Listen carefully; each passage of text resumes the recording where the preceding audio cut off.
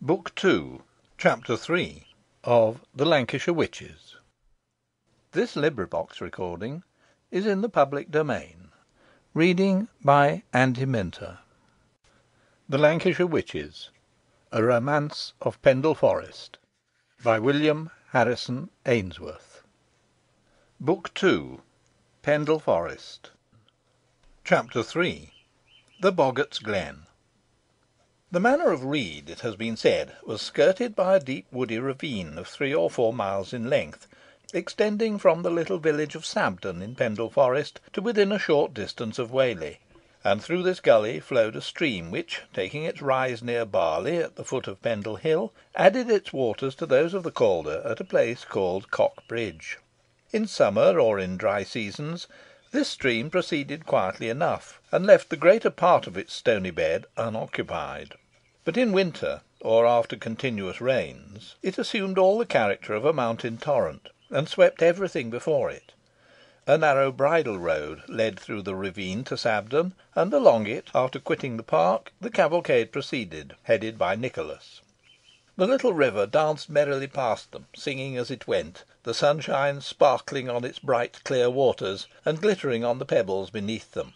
Now the stream would chafe and foam against some larger impediment to its course; now it would dash down some rocky height and form a beautiful cascade; then it would hurry on for some time with little interruption, till, stayed by a projecting bank, it would form a small deep basin, where, beneath the far cast shadow of an overhanging oak, or under its huge twisted and denuded roots, the angler might be sure of finding the speckled trout, the dainty grayling, or their mutual enemy, the voracious jack.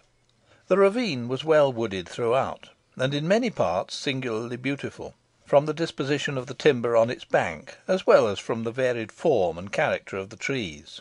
Here might be seen an acclivity covered with waving birch, or a top crowned with a mountain ash. There, on a smooth expanse of greensward, stood a range of noble elms, whose mighty arms stretched completely across the ravine.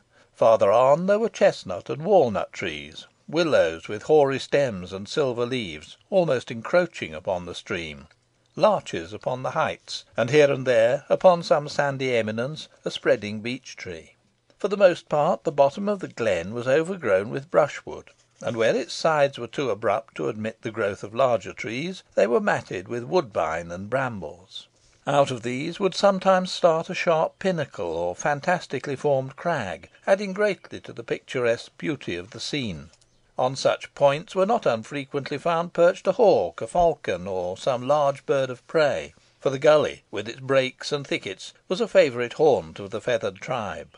The hollies, of which there were plenty, with their green prickly leaves and scarlet berries, afforded shelter and support to the blackbird. The thorns were frequented by the thrush, and numberless lesser songsters filled every other tree. In the covert there were pheasants and partridges in abundance, and snipe and wildfowl resorted to the river in winter.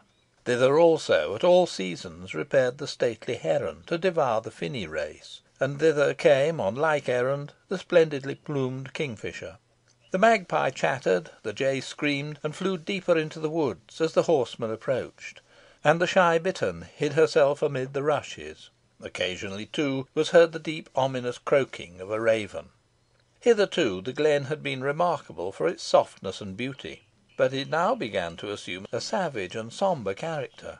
The banks drew closer together, and became rugged and precipitous, while the trees met overhead, and, intermingling their branches, formed a canopy impervious to the sun's rays. The stream was likewise contracted, and its current, which, owing to the gloom, looked black as ink, flowed swiftly on, as if anxious to escape to livelier scenes. A large raven, which had attended the horsemen all the way, now alighted near them, and croaked ominously. This part of the glen was in very ill repute, and was never traversed, even at noonday, without apprehension. Its wild and savage aspect, its horrent precipices, its shaggy woods, its strangely shaped rocks, and tenebrous depths, where every imperfectly seen object appeared doubly frightful, all combined to invest it with mystery and terror.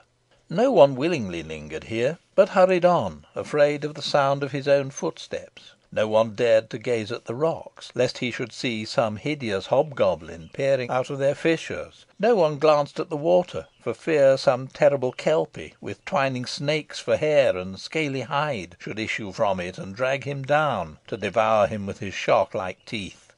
Among the common folk, this part of the ravine was known as the Boggart's Glen, and was supposed to be haunted by mischievous beings, who made the unfortunate wanderer their sport. For the last half mile the road had been so narrow and intricate in its windings, that the party were obliged to proceed singly; but this did not prevent conversation, and Nicholas, throwing the bridle over Robin's neck, left the sure footed animal to pursue his course unguided, while he himself, leaning back, chatted with Roger Nowell. At the entrance of the gloomy gorge above described, Robin came to a stand, and refusing to move at a jerk from his master, the latter raised himself and looked forward to see what could be the cause of the stoppage. No impediment was visible, but the animal obstinately refused to go on, though urged both by word and spur. This stoppage necessarily delayed the rest of the cavalcade.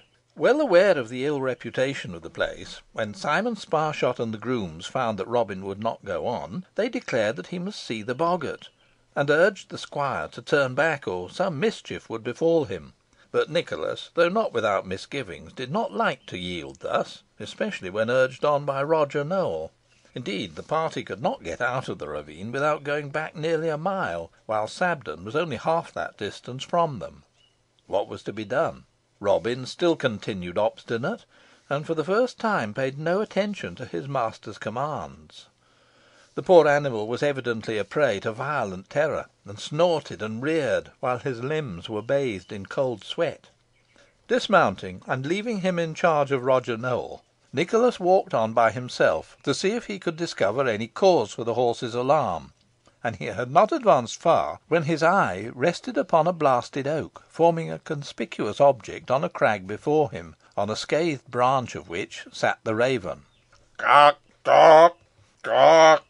"Accursed bird, it is thou who hast frightened my horse," cried Nicholas. "Would I had a crossbow or an arquebus to stop thy croaking." And as he picked up a stone to cast at the raven, a crashing noise was heard among the bushes high up on the rock, and the next moment a huge fragment dislodged from the cliff rolled down, and would have crushed him if he had not nimbly avoided it. "Cock, cock, cock." Nicholas almost fancied horse laughter was mingled with the cries of the bird. The raven nodded its head and expanded its wings, and the squire, whose recent experience had prepared him for any wonder, fully expected to hear it speak, but it only croaked loudly and exultingly, or if it laughed, the sound was like the creaking of rusty hinges. Nicholas did not like it at all, and he resolved to go back, but ere he could do so, he was startled by a buffet on the ear, and turning angrily round to see who had dealt it, he could distinguish no one, but at the same moment received a second buffet on the other ear. The raven croaked merrily. "I would I could wring thy neck, accursed bird," cried the enraged squire. Scarcely was the vindictive wish uttered, than a shower of blows fell upon him, and kicks from unseen feet were applied to his person. All the while the raven croaked merrily, and flapped his big black wings. Infuriated by the attack, the squire hit right and left manfully, and dashed out his feet in every direction, but his blows and kicks only met the empty air, while those of his unseen antagonist told upon his own person with increased effect. The spectacle seemed to afford infinite amusement to the raven. The mischievous bird almost crowed with glee. There was no standing it any longer, so amid a perfect hurricane of blows and kicks, and with the infernal voice of the raven ringing in his ears, the squire took to his heels. On reaching his companions, he found they had not fared much better than himself. The two grooms were belabouring each other lustily, and Master Potts was exercising his hunting whip on the broad shoulders of Sparshot, who in return was making him acquainted with the taste of a stout ash plant. Assailed in the same manner as the squire, and naturally attributing the attack to their nearest neighbours, they waited for no explanation, but fell upon each other. Richard Assheton and Roger Nowell endeavoured to interfere and separate the combatants, and in doing so received some hard knocks for their pains; but all their pacific efforts were fruitless, until the squire appeared, and telling them they were merely the sport of hobgoblins, they desisted, But still the blows fell heavily on them as before, proving the truth of Nicholas's assertion. Meanwhile the squire had mounted Robin, and finding the horse no longer exhibit the same reluctance to proceed, he dashed at full speed through the haunted glen; but even above the clatter of hoofs, and the noise of the party galloping after him, he could hear the hoarse exulting croaking of the raven. As the gully expanded, and the sun once more found its way through the trees and shone upon the river, Nicholas began to breathe more freely, but it was not until fairly out of the wood that he relaxed his speed. Not caring to enter into any explanation of the occurrence, he rode a little apart to avoid conversation, and as the others, who were still smarting from the blows they had received, were in no very good humour, a sullen silence prevailed throughout the party, as they mounted the bare hill side in the direction of the few scattered huts constituting the village of Sabden. A blight seemed to have fallen upon the place. Roger Nowell, who had visited it a few months ago, could scarcely believe his eyes, so changed was its appearance. His inquiries as to the cause of its altered condition were everywhere met by the same answer. The poor people were all bewitched. Here a child was ill of a strange sickness, tossed and tumbled in its bed, and contorted its limbs so violently that its parents could scarcely hold it down. Another family was afflicted in a different manner, two of its number pining away and losing strength daily, as if a prey to some consuming disease. In a third, another child was sick, and vomited pins, nails, and other extraordinary substances. A fourth household was tormented by an imp in the form of a monkey, who came at night and pinched them all black and blue, spilt the milk, broke the dishes and platters, got under the bed, and raising it to the roof, let it fall with a terrible crash, putting them all in mental terror. In the next cottage there was no end to calamities, though they took a more absurd form. Sometimes the fire would not burn, or when it did, it emitted no heat, so that the pot would not boil, nor the meat roast. Then the oatcakes would stick to the bakestone, and no force would get them away from it till they were burned and spoiled. The milk turned sour, the cheese became so hard that not even rats' teeth could gnaw it, the stools and settles broke down if sat upon, and the list of petty grievances was completed by a whole side of bacon being devoured in a single night. Roger Nowell and Nicholas listened patiently to a detail of all these grievances, and expressed strong sympathy for the sufferers, promising assistance and redress if possible. All the complainants taxed either Mother Demdike or Mother Chattox with afflicting them, and said they had incurred the anger of the two malevolent old witches by refusing to supply them with poultry, eggs, milk, butter, or other articles which they had demanded. Master Potts made ample notes of the strange relations, and took down the name of every cottager. At length they arrived at the last cottage, and here a man with a very doleful countenance besought them to stop and listen to his tale. "What is the matter, friend?" demanded Roger Nowell, halting with the others. "Are you bewitched like your neighbours?" "True I am, your worship," replied the man, "and I hope you may be able to deliver me. You mun know that somehow I were unlucky enough last Yule to offend Mother Chattox, and ever since it's all gone wrong wi' me. A good wife can never make butter come without sticking a red hot poker into t' churn, and last week, when I brindled sow farrowed, and had 15 to t' litter, and fine ones as ever yo seen, 7 on 'em dead. It's hard work, mesters. The week afore that, t' cow died, and t' week afore her, t' old mare, so that all my stock be gone. Oh, woe's me, woe's me! Nowt prospers wi' me. My poor dame is beside herself, and t' childer seem possessed. I ha' tried every remedy, but without success. I followed t' old witch home, plucked a hontle o' thatch from her roof, sprinkled it wi' salt and water, burned and buried this at the change o' t' moon. No use, masters. Then again I got an horse shoe, heated it red hot, quenched it in brine, and nailed it to t' threshold wi' 3 nails, head upward. No more use nor t'other. Then I had taken salt water, and put it in a bottle wi' 3 rusty nails, needles, and pins, but I haven't found that t' witch has suffered thereby.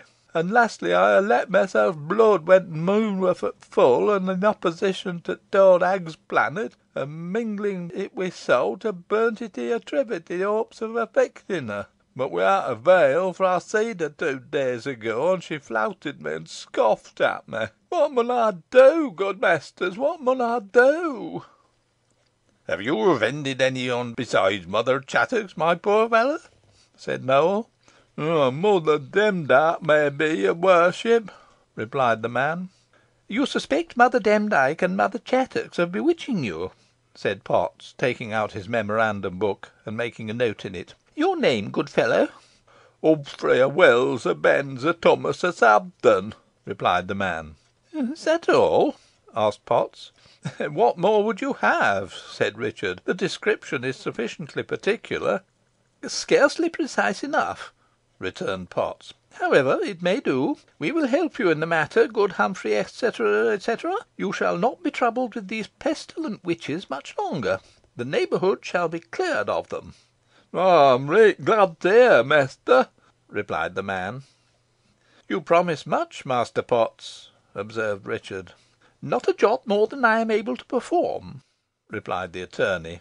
"That remains to be seen," said Richard. "If these old women are as powerful as represented, they will not be so readily defeated." "There you are in error, Master Richard," replied Potts. "The devil, whose vassals they are, will deliver them into our hands." "Granting what you say to be correct, the devil must have little regard for his servants, if he abandons them so easily," observed Richard, drily. "What else can you expect from him?" cried Potts. "It is his custom to ensnare his victims, and then leave them to their fate." "You are rather describing the course pursued by certain members of your own profession, Master Potts," said Richard. "The devil behaves with greater fairness to his clients." "You are not going to defend him, I hope, sir?" said the attorney. "No, I only desire to give him his due," returned Richard. laughed Nicholas. "You had better have done, Master Potts. You'll never get the better in the argument. But we must be moving, or we shall not get our business done before nightfall. As to you, Numps," he added to the poor man, "we will not forget you. If any thing can be done for your relief, rely on it, it shall not be neglected."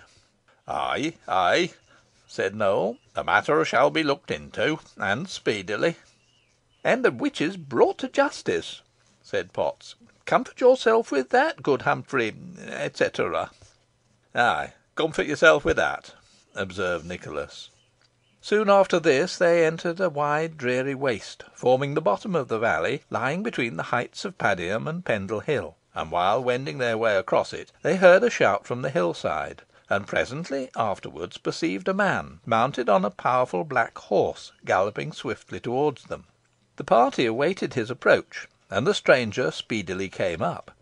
He was a small man, habited in a suit of rusty black, and bore a most extraordinary and marked resemblance to Master Potts. He had the same perky features, the same parchment complexion, the same yellow forehead as the little attorney. So surprising was the likeness, that Nicholas unconsciously looked round for Potts, and beheld him staring at the new comer in angry wonder.